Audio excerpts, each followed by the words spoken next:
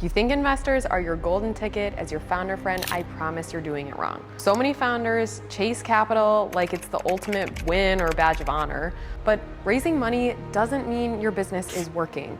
It just means that someone else is betting you're gonna make it work and they want a piece of it. Capital isn't the goal, it's just fuel. And if your engine isn't built, all it does is help you crash faster. The founders who scale sustainably, they don't chase investors.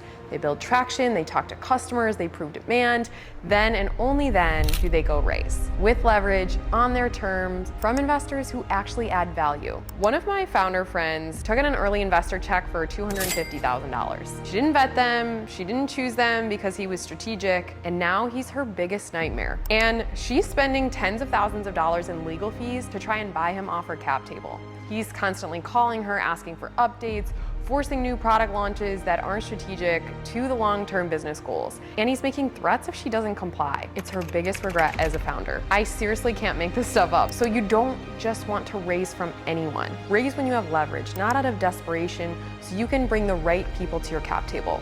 So here's what founders don't realize until it's too late. Getting money isn't the hard part. Getting the right money is. And most founders aren't prepared to answer real investor questions when the moment comes because they haven't done the foundational work. They can't articulate their traction or team clearly.